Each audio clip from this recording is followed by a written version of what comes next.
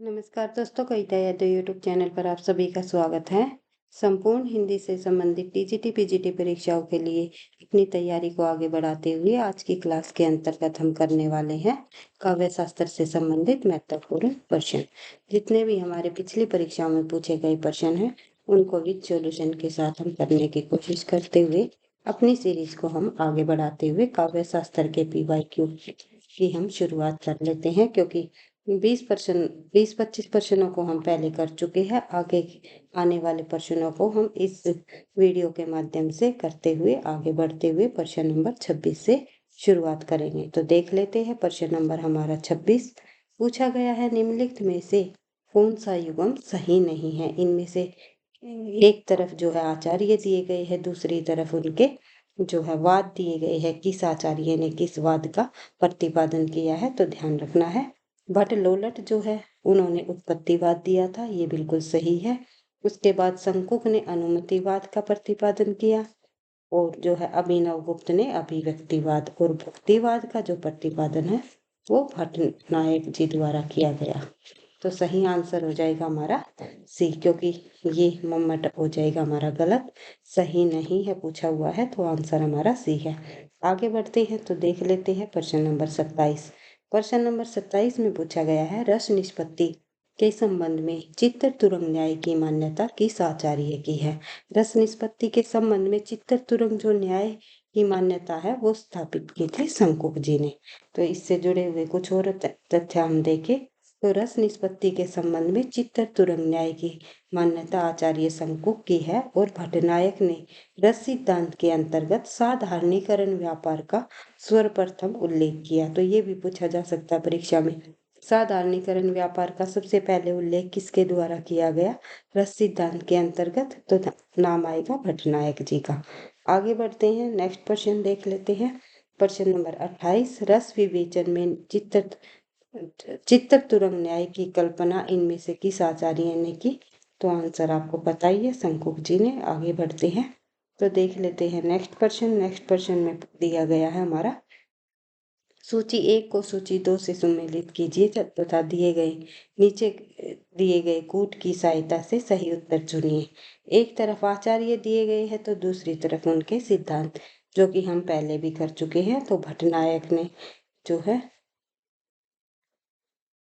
एक मिनट भाई, यहाँ पे हमें मिलान करना है, कूट का मिलान करना है। तो भट्ट लोलट जी का जो है ये सिद्धांत दिया है, भट्ट लोलट जी ने उत्पत्तिवाद का सिद्धांत अपनाया। शंकुक जी ने जो है अनुमतिवाद का सिद्धांत दिया था और भट्टनायक ने भुक्तिवाद और अभिनव गुप्त ने अभिव्यक्तिवाद। इस प्रकार से इनका मिलान करना है। आंसर हो जाएगा हमारा ए का 4। तो देख लेते हैं ए का 4 किस में है। तो एक ही ऑप्शन हमारे पास बी आंसर हो जाएगा हमारा। पीजीटी परीक्षा में पूछा गया प्रश्न है, एक बार फिर से आप इनको रिवाइज कर सकते हो। आचार्य और उनके सिद्धांत, भट्ट लोलट उत्पत्तिवाद, शंकुक ने अनुमतिवाद, भट्टनायक ने भुक्तिवाद और अभिनव गुप्त ने अभिव्यक्तिवाद का प्रतिपादन किया। आगे बढ़ते हैं प्रश्न नंबर 30। प्रश्न नंबर 30 में पूछा गया है, भारतीय रस सिद्धांत में साधारणीकरण का प्रयोग सर्वप्रथम किसने किया। तो भारतीय रस सिद्धांत में जो है साधारणीकरण का प्रयोग है ये किसके द्वारा किया गया। एक सेकंड में, पेंसिल नहीं चल रही है, एक सेकंड। रस सिद्धांत में साधारणीकरण का प्रयोग सबसे पहले करने वाले जो विद्वान रहे हैं, नाम आएगा इनमें से भट्टनायक जी का, क्योंकि पहले भी हम इस प्रश्न को देख चुके हैं, पढ़ चुके हैं। साधारणीकरण का जो प्रयोग है रस सिद्धांत के अंतर्गत, भारतीय रस सिद्धांत में साधारणीकरण का प्रयोग सर्वप्रथम भट्टनायक ने किया। साधारणीकरण शब्द का प्रयोग भट्टनायक ने रस निष्पत्ति संबंधी भरत सूत्र की व्याख्या के लिए, जो भरत मुनि जी द्वारा जो रस सूत्र दिया हुआ था, विभावानुभाव या विचारी संयोगाधार रस निष्पत्ति, उसकी व्याख्या के लिए जो है उन्होंने सबसे पहले साधारणीकरण शब्द का सबसे पहले प्रयोग किया। और उनके अनुसार काव्य और नाटक में अभिधा से विभिन्न दूसरी भावुकता शक्ति अपने व्यापार से विभावादि को साधारणीकरण रूप में प्रस्तुत कर स्थायी भाव को भाव्यमान बनाती है। और ध्वनिवादियों ने लक्षणा और व्यंजना को स्वीकार करते हुए साधारणीकरण में भावकता शक्ति का निषेध किया है। जो ध्वनिवादी आचार्य हुए जैसे कि ध्वनिवादी आचार्य कौन है? आनंदवर्धन का नाम आ जाएगा। तो आनंदवर्धन जैसे ध्वनिवादी आचार्यों ने लक्षणा और व्यंजना को स्वीकार करते हुए साधारणीकरण में भावकता शक्ति का निषेध किया है, यानी कि नकारा है कि भावकता जो शक्ति है वो साधारणीकरण में नहीं है। तो जो कि भट्टनायक जी ने जो है साधारणीकरण में भावुकता शक्ति को अपनाया है। तो ये आपको इनको थोड़ा थोड़ा जो है डिफरेंट करते हुए तथ्यों को बार बार रिवीजन करते हुए आपको आगे बढ़ना है। तो देख लेते हैं प्रश्न नंबर 31। भट्टनायक का भावुक्तिवाद किस दर्शन पर आधारित है? उन्होंने किस दर्शन को अपनाया? विभिन्न आचार्यों ने जो है इन्होंने जितने भी रस के हमारे व्याख्याता हुए हैं चारों आचार्यों ने अलग अलग दर्शन का प्रतिपादन किया है। जैसे कि भुक्तिवाद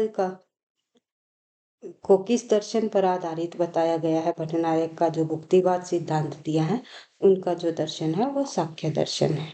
ये आपको ध्यान रखना है। शंकुक जी द्वारा चित्तन तुरंग न्याय की स्थापना जो है न्याय दर्शन पर आधारित की है। उसके बाद आगे बढ़ते हुए और अन्य तथ्य को हम जब यहाँ पर देखें तो देख लेते हैं। भट्टनायक का जो भुक्तिवाद सांख्य दर्शन पर आधारित है और शंकुक का जो अनुमतिवाद न्याय दर्शन पर आधारित है और लोलट जी का जो उत्पत्तिवाद है वो मीमांसा दर्शन पर आधारित है और अभिनव गुप्त का अभिव्यक्तिवाद पर आधारित है। तो ये आपको ध्यान रखने हैं। आगे बढ़ते हैं प्रश्न नंबर 32। महिम भट्ट द्वारा प्रतिपादित सिद्धांत है। तो महिम भट्ट जी ने जो है अनुवाद का ही प्रतिपादन किया था। तो ये आपको ध्यान रखना है। महिम भट्ट जिनका जो ग्रंथ का नाम है व्यक्ति विवेक, काफी बार परीक्षाओं में पूछा जाने वाला ग्रंथ है, इम्पोर्टेंट पॉइंट है, ये आपको ध्यान रखना है। महिम भट्ट ने अपने अनुमान सिद्धांत को प्रतिपादित करते हुए अपने व्यक्ति विवेक नामक ग्रंथ में ध्वनि सिद्धांत के विरुद्ध लिखा। उनका मत है कि ध्वनि सिद्धांत के विशाल भवन का जिस व्यंजना के मूल आधार पर निर्माण किया गया वह व्यंजना कोई स्वतंत्र पदार्थ नहीं किंतु पूर्व सिद्ध अनुमान ही है। जैसे कि अनुमान में साधन से साध्य का अनुमान किया जाता है। जैसे उदाहरण के तौर पर उन्होंने बताया है कि पर्वत पर धुआं होने पर वहां अग्नि का अनुमान किया जा सकता है। उसमें पर्वत पर अग्नि होना सिद्ध करने में धुआं ही साधन है, अर्थात कारण है क्योंकि यहाँ धुआं होता है वहां अग्नि अवश्य होती है। महिम भट्ट का कहना है कि इसी प्रकार जिसे व्यंजक कहा जाता है, जिसके द्वारा व्यंग्य अर्थ की प्रतीति होना बताया जाता है, वह उसी प्रकार व्यंग्यार्थ का प्रतीत का कारण है। जिस प्रकार धुआं अग्नि के अनुमान का कारण है जिसे व्यंग्यार्थ कहा जाता है, वह उसी प्रकार अनुमान का विषय है जिस प्रकार अग्नि। तो ये आपको ध्यान रखना है। इसी युक्ति के आधार पर महिम भट्ट ने ध्वनिकार द्वारा प्रदर्शित ध्वनि के अनेक उदाहरणों में अनुमान का प्रतिपादन उन्होंने किया है। आगे बढ़ते हैं, नेक्स्ट क्वेश्चन देखते हैं। प्रश्न नंबर 33 में पूछा गया है, आचार्य भरत मुनि के बाद रस निष्पत्ति को लेकर मुख्य रूप से किन विद्वानों ने रस के विषय में अपने विचार दिए? उनके नाम का कौन सा कर्म सही है? तो हमें कर्मानुसार जो है इनके नाम बताने हैं। सबसे जो रस निष्पत्ति के संबंध में अलग अलग विद्वानों ने जो है रस की व्याख्या जब की थी, भरत मुनि ने जो है दूसरी शताब्दी में जैसे रस की जब शुरुआत हुई की थी भरत मुनि जी द्वारा, उसके बाद जो है कई वर्षों तक जो है रस पर किसी ने भी काम नहीं किया। 4 व्याख्याता हुए हैं हमारे, उन्होंने बाद में जो है रस की निष्पत्ति पर काम किया, अपने अपने विचार दिए। उन विद्वानों का यहाँ पर हमें नाम बताना है। सबसे पहले नाम आएगा भट्ट लोलट जी का, फिर आएगा शंकुक जी का, फिर आता है तीसरे नंबर पर जिन्होंने साधारणीकरण धर्म को अपनाया भट्टनायक जी का, फिर आता है हमारा अभिनव गुप्त का। तो देख लेते हैं इससे जुड़े हुए कुछ और अन्य तथ्य।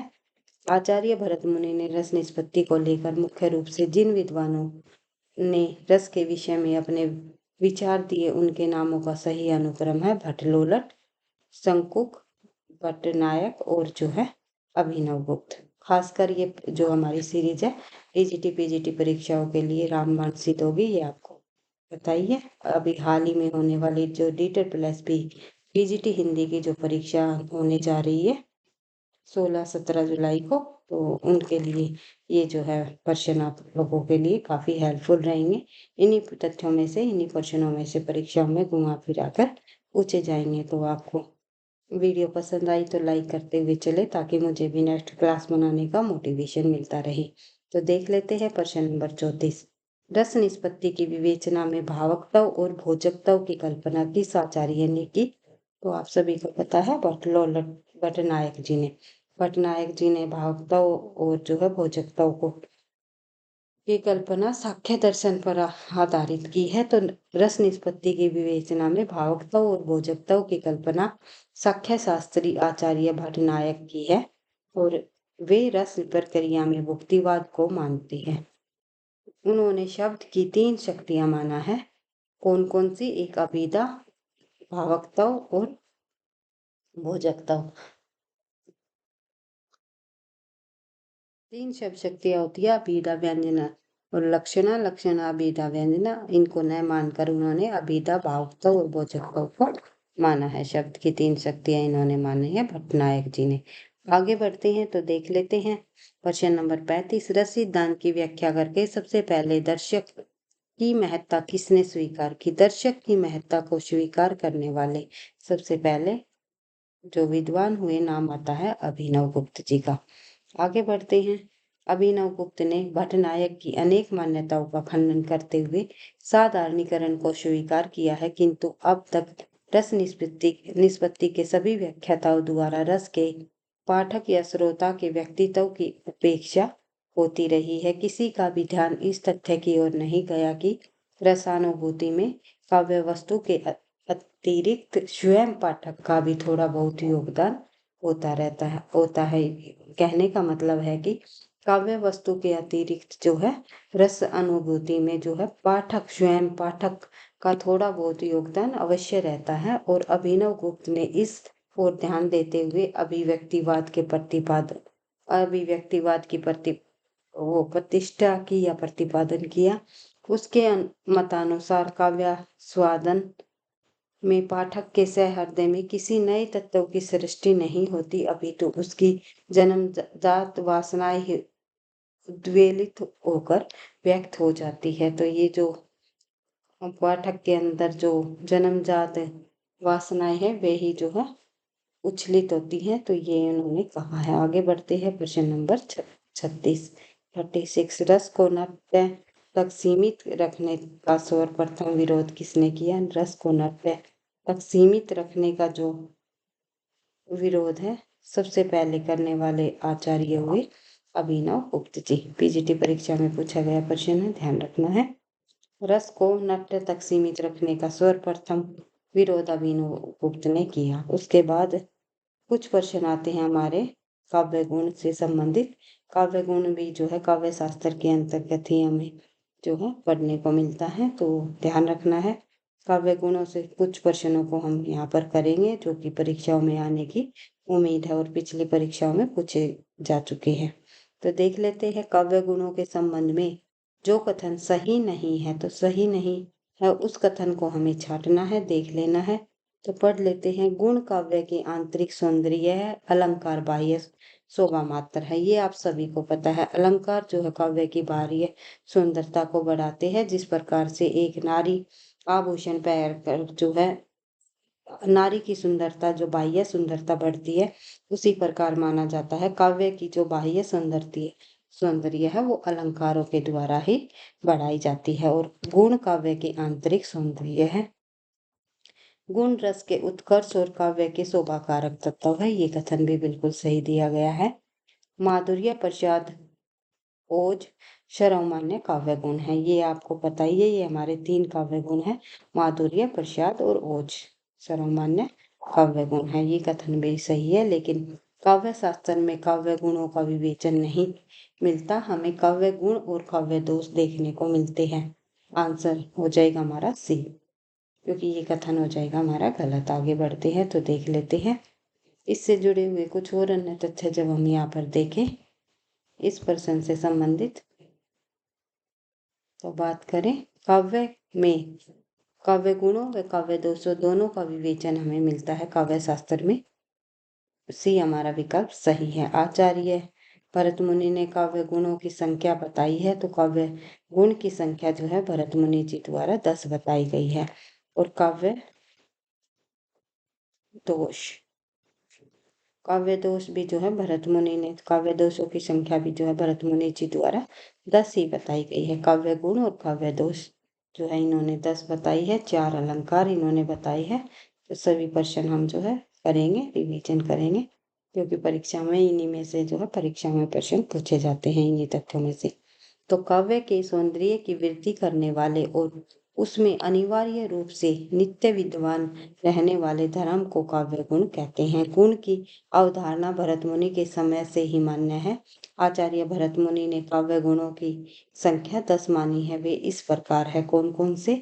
शैलेश, प्रसाद, क्षमता, समाधि, माधुर्य, ओज, सुकुमार्य, अर्थ, व्यक्ति, उदारता एवं कांति।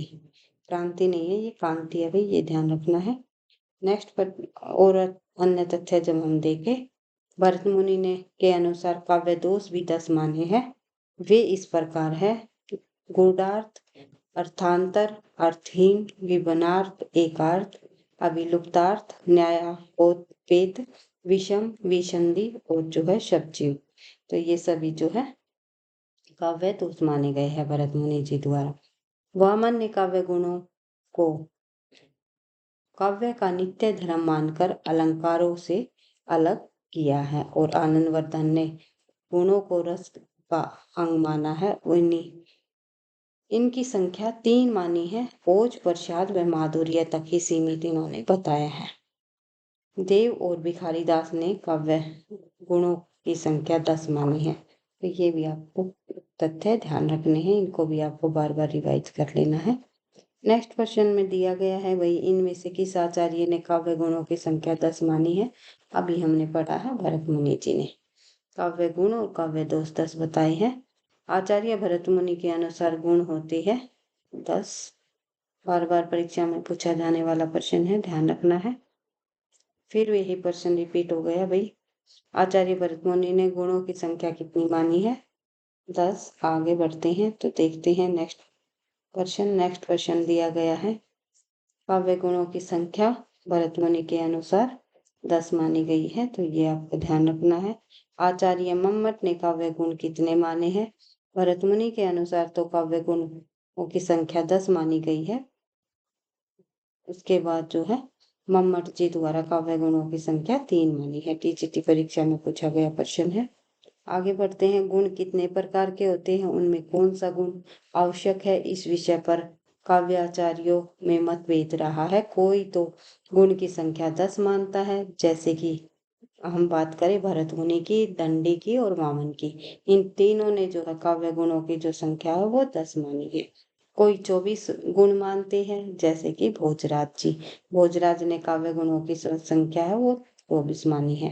तो ये आपको ध्यान रखना है। कोई 3 गुण ही मानता है, जैसे कि मम्मट ने काव्य गुणों की जो संख्या है 3 मानी है।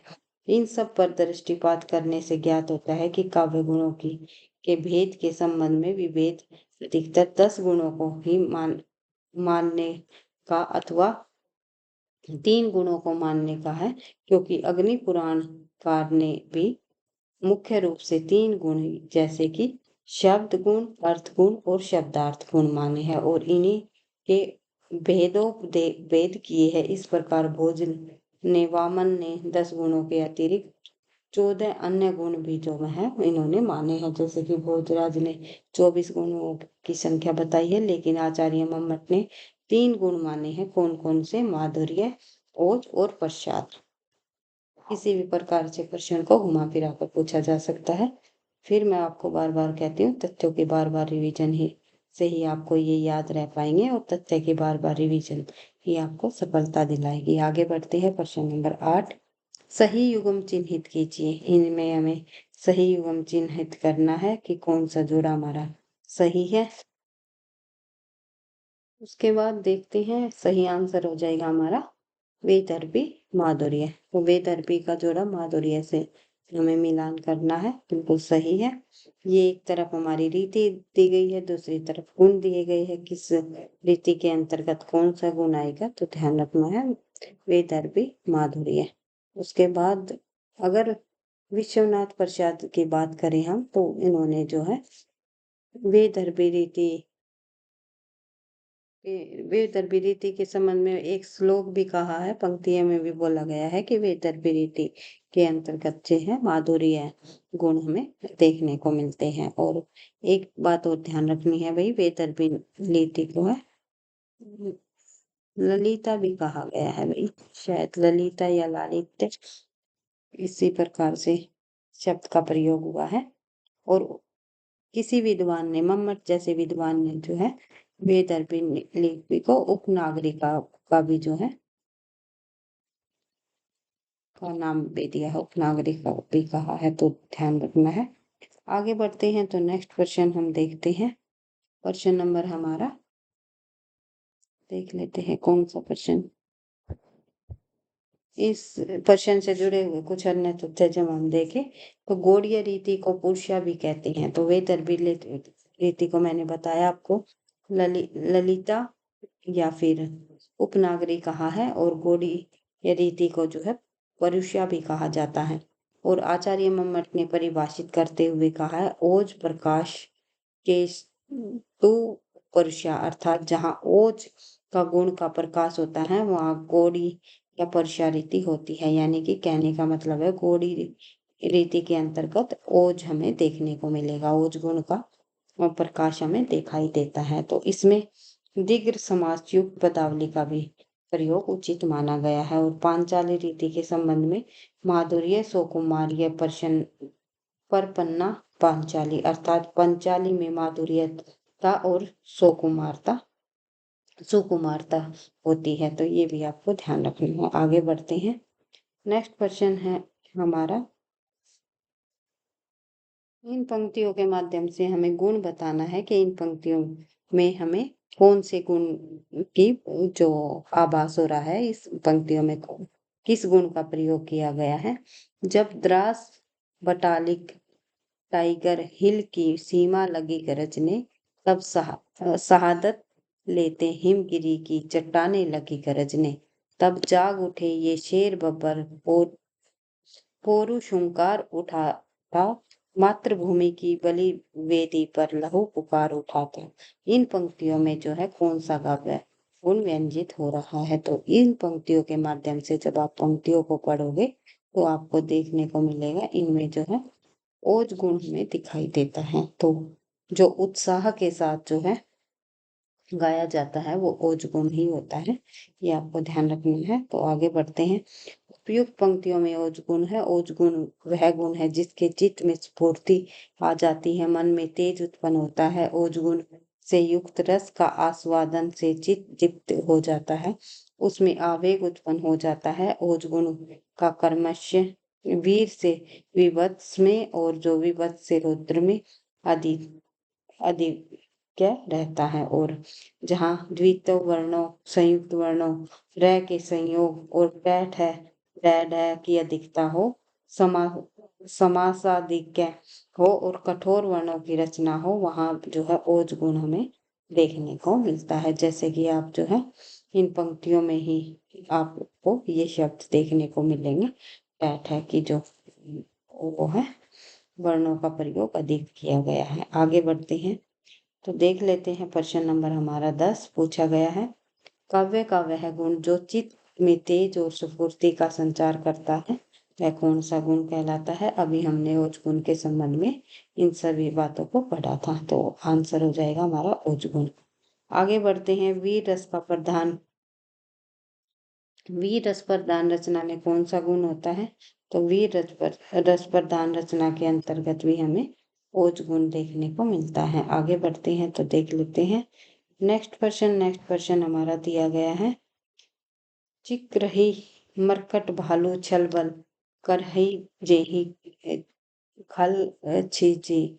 तो ये जो पंक्तियां हैं इनमें पूछा हुआ है कौन सा गुण विद्यमान है, काव्य गुण है। तो इन पंक्तियों के माध्यम से आपको क्या पता चल रहा है, इनमें कौन सा काव्य गुण है तो आपको बताना।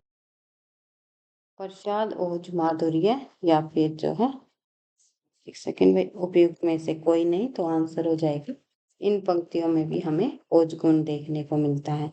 और किस प्रकार आप पहचानोगे, क्योंकि उपयुक्त पंक्तियों में ओज गुण है तो इन पंक्तियों में द्वितीय वर्ण तथा संयुक्त वर्ण रे का प्रयोग किया गया है। संयुक्त वर्ण रे मतलब कि जैसे कि कै के ऊपर जो रे लगा हुआ है तो ये हमारा संयुक्त वर्ण हो गया रे का प्रयोग। और जो है बार बार जो है द्वितीय वर्ण आए हुए हैं, द्वितीय वर्ण का प्रयोग हुआ है, जैसे कि कोई भी एक वर्ण जो है 2 बार लिखे जाते हैं उन्हें हम द्वितीय वर्ण कहते हैं। तो इन शब्दों को देख करके आप पहचान सकते हो। आगे बढ़ते हैं तो देखते हैं प्रश्न नंबर 13। प्रश्न नंबर 13 में पूछा गया है, मैं जो नया ग्रंथ विलोकता हूँ, भाता मुझे सो नव मित्र सा है, देखो उसे मैं नित बार बार, मानो मिला मित्र मुझे पुराना। तो इन पंक्तियों में जो है, इन पंक्तियों के अंतर्गत भी काव्य गुण पूछा हुआ है। कौन सा काव्य गुण है? इन पंक्तियों में हमें जो है माधुर्य गुण देखने को मिलता है। माधुर्य गुण को कैसे पहचान सकते हो, तो ये आपको ध्यान रखना है कि यह माधुर्य गुण इन पंक्तियों में दिया गया है। और माधुर्य गुण की परिभाषा कुलपति मिश्र ने इस प्रकार दी गई है, द्रव्य चित जाके सुनत अति आनंद प्रधान सु है मधुरता, रसुन करम प्रथम रस की आन। जो चित्त को पिघालने वाला जो आनंद प्रधान गुण है उसको माधुर्य कहते हैं। यह संयोग, श्रृंगार और करुण, विपरलव और शांत में क्रमशः बढ़ता जाता है। मधुर रचना की आवश्यकता इस प्रकार बतलाई गई है, यानी कि जिसमें टैट है, डैड है से भिन्न वर्ण, टैट है, डैड है, जहाँ पर पाएंगे जो शब्द, उसमें हम देख ही लिया था ओज गुण की प्राप्ति होगी। उससे भिन्न जो वर्ण होंगे आदि वर्णों में के अंतिम वर्ण में जो हमें ये जो हमारे पंचम वर्ण देखने को मिलेंगे। और जैसे कि ये शब्द आप लोगों ने यहाँ पर देखने को मिलते हैं, माधुर्य के व्यंजक होते हैं। आगे बढ़ते हैं। नेक्स्ट क्वेश्चन दिया गया है यहाँ पर, कनक कनन किनी नुपुर धुनी सुनी, कहत लखन सन राम हृदय गुनी में कौन सा काव्य गुण है? तो इनके अंतर्गत जो आप लोगों को देखने को मिलेगा तो इनमें भी जो है, इन पंक्तियों में भी माधुर्य गुण ही देखने को मिलेगा। तो देख लेते हैं इससे जुड़े हुए कुछ और अन्य तथ्य। तो देख लेते हैं भाई कि जिस रचना को पढ़ते पढ़ते अंतःकरण द्रवित हो उठे वह रचना माधुर्य गुण वाली होती है। यह गुण संयोग, श्रृंगार से करुणा में, करुण से वियोग में, वियोग से शांत में अधिक अनुभूत होता है। और कठोर वर्ण जैसे टैट है, डैड है को छोड़कर मधुर व कोमल रचना माधुर्य गुण के मूल है।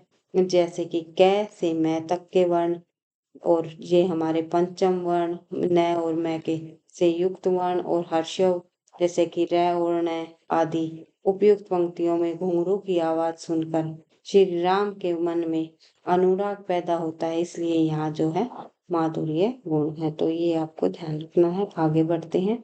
प्रश्न नंबर 15, निरख सखी ये खंजन आए, फेरे उन मेरे रंजन ने, नैन इधर मन बहाई। तो इन पंक्तियों में कौन सा गुण है? तो इन पंक्तियों के अंतर्गत जो है आपको फिर वही बात है, माधुर्य गुण देखने को मिल रहा है। तो ये आपको ध्यान रखना है। आगे बढ़ते हैं। तो माधुर्य गुण वह गुण है जिसके अंतकरण आनंद से द्रवीभूत हो जाए, और जब चित्तवृत्ति स्वभाव अवस्था में होती है तब रति आदि के रूप में उत्पन्न आनंद के कारण माधुर्य गुण युक्त रस के आस्वादन से स्वभावतः चित्त द्रवीभूत हो जाता है और पिघल जाता है। कर्मस्य माधुर्य संयोग से करुण में, और करुण से विपरलव में, और विपरलव से शांत में अधिकाधिक अनुभूत होता है।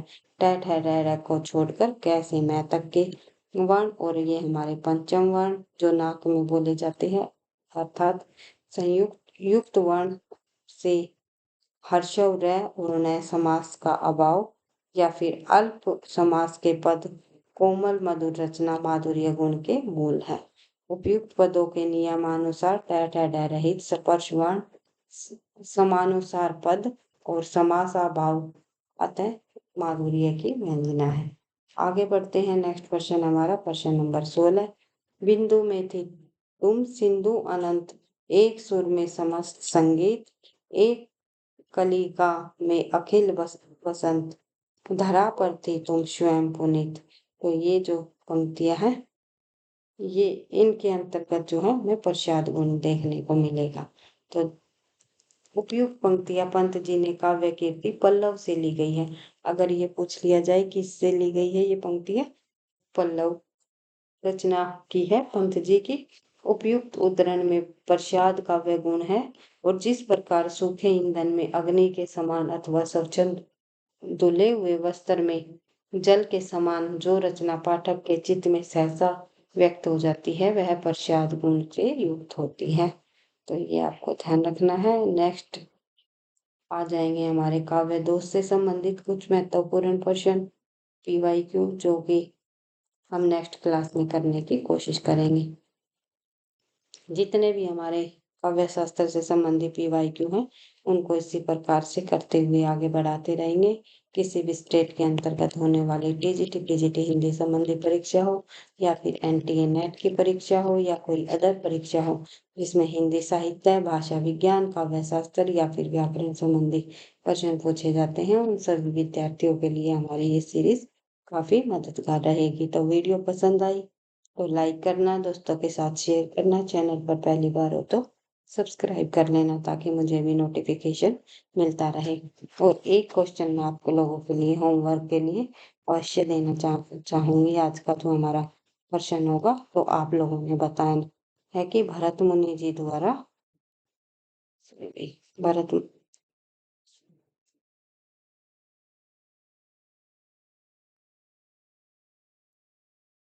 भरत मुनि जी द्वारा काव्य गुण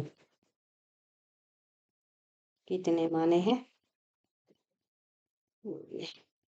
और काव्य दोष की संख्या कितनी मानी है और साथ ही भरत मुनि ने अलंकार कितने माने।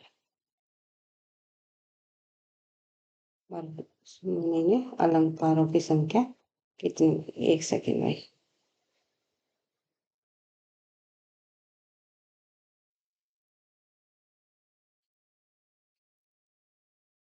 अलंकारों की संख्या कितनी मानी है। तो काव्य गुण, काव्य दोष और भरत मुनि जी द्वारा अलंकारों की संख्या कितनी मानी गई है, आज का आप लोगों के लिए होमवर्क है। तो आप लोग कमेंट बॉक्स में इन तीनों क्वेश्चनों का आंसर अवश्य ही लिख के बताएं। फिर एक बार फिर से मैं आपको कहना चाहूंगी कि वीडियो पसंद आई तो लाइक करना, दोस्तों के साथ शेयर करना, चैनल पर पहली बार हो तो सब्सक्राइब कर लेना और पढ़ते रहना, आगे बढ़ते रहना। शायद आपको क्वेश्चन समझ नहीं आया हो तो फिर एक बार फिर से मैं बता देना चाहती हूँ। काव्य गुण भरत मुनि के अनुसार काव्य गुण, काव्य दोष और जो है अलंकार अलंकार की संख्या कितनी मानी है। तो ये आपको होमवर्क के लिए 3 क्वेश्चन आपको दे दिए गए हैं। तो एक बार फिर से कहना चाहूंगी, वीडियो पसंद आई तो लाइक करना, दोस्तों के साथ शेयर करना, चैनल पर पहली बार हो तो सब्सक्राइब कर लेना, पढ़ते रहना, आगे बढ़ते रहना। थैंक यू, धन्यवाद।